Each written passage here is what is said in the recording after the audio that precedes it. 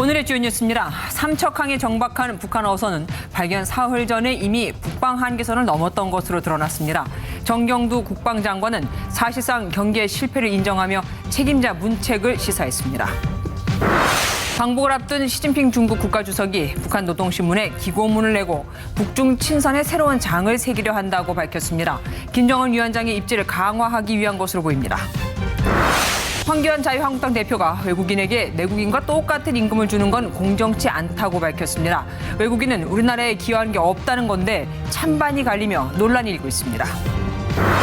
이대 인근에서 지나가는 사람을 따라다니며 음란 행위를 한 남성이 붙잡혔습니다. 동동여대 알몸 셀카 사건 등 끊이지 않는 성범죄 위험에 노출된 여대생의 실태를 MBN이 취재했습니다.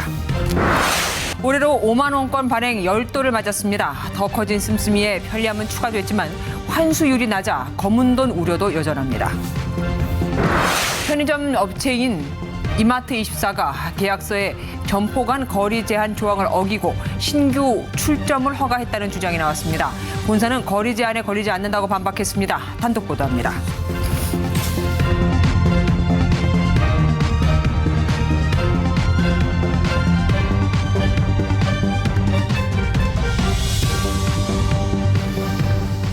세상에, 국방부는 자기들한테 유리한 얘기만 한 거였죠. 북한의 소형 목선이 스스로 우리 삼척항 부두에 정박해 우리 주민들과 얘기까지 한 사실은 쏙 빼놓고 말이죠. 하긴 그 정도로만 밝혔는데도 국민들이 우리 경계 태세에 실망을 했으니 이해는 됩니다. 먼저 김문영 기자가 보도합니다. 북한 목선의 남하 경로를 한번 살펴볼까요? 지난 9일 함경북도를 떠난 북한 목선은 동해 NLL 북쪽 해상에서 우선 조업 중인 북한 어선단에 합류합니다. 어선인 척 위장을 하기 위해서죠. 그리고 사흘 뒤 12일 밤 9시 어둠을 틈타 NLL을 넘어 남쪽 우리 해역으로 내려왔고 이튿날 새벽 울릉도 동쪽 55km 해상에서 멈춰섭니다.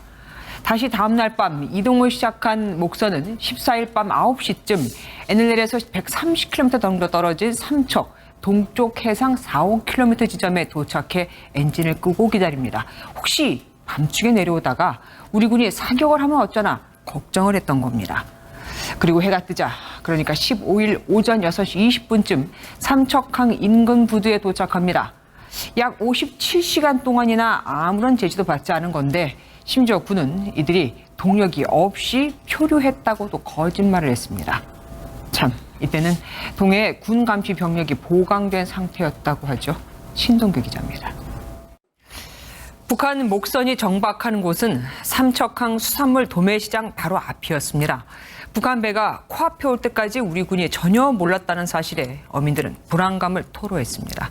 김건희 기자입니다. 시진핑 중국 국가주석이 북한 노동신문에 기고문을 냈습니다. 남의 나라 신문에 타 국가 정상의 글을 쓰는 건 이례적인 거죠. 황정 기자입니다. 대화를 촉진하기 위해서일까요? 우리 정부가 북한에 쌀 5만 톤을 지원하기로 했습니다.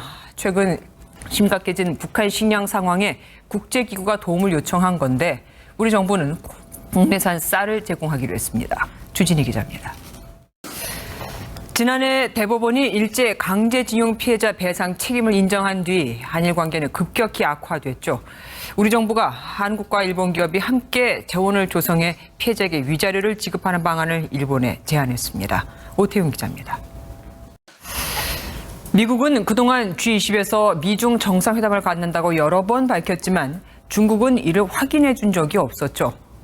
답답한 트럼프 대통령이 시 주석이 G20에 나타나지 않으면 나머지 3천억 달러의 25% 추가 관세를 매길 것이라며 위협을 했었을 정도입니다.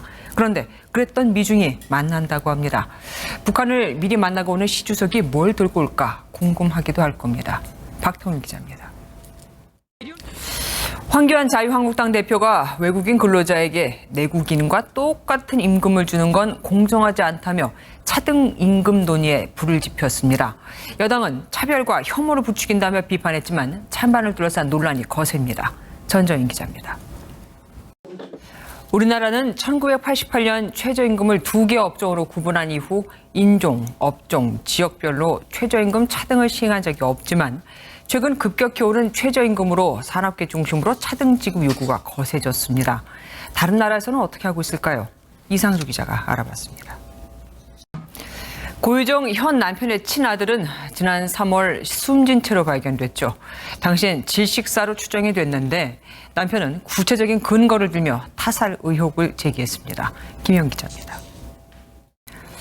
보통 살인이 인정되면 친권이 박탈되는데 이번 고유정 사건에서는 아직 시신이 발견되질 않았죠. 말 그대로 시신 없는 살인 사건에서도 친권을 박탈할 수 있을까요? 전 남편의 유족이 고유정이 갖고 있는 아들의 친권을 박탈해달라며 소송을 제기했습니다. 조경진 기자가 사실 확인해서 알아봤습니다. 가수 비아이 관련 공익신고를 접수한 권익위원회가 사건을 대검찰청에 넘겼는데 수사를 어디에 맡길지 관심이 쏠립니다. 수원지검에 배당할 것 같은데 이미 이곳은 과거 비아이 사건을 놓고 부실 수사 의혹이 휩싸였었죠. 고향에게 생선 맡긴 격이 될까 우려의 목소리가 큽니다. 손기준 기자입니다. 원룸에서 집단 폭행을 해 또래 친구를 숨지게 한 10대 4명에게 살인 혐의가 적용됐습니다. 간이 찢어지고 항문이 파열되고 알려진 것보다 훨씬 더 심한 폭행이 지속됐던 것으로 드러났습니다. 정치훈 기자입니다. 김주아 앵커가 방송 도중 갑작스런 복통으로 제가 뉴스를 이어받아 진행했습니다. 내일은 정상적으로 김주아 앵커가 진행합니다. 뉴스팔 마치겠습니다. 고맙습니다.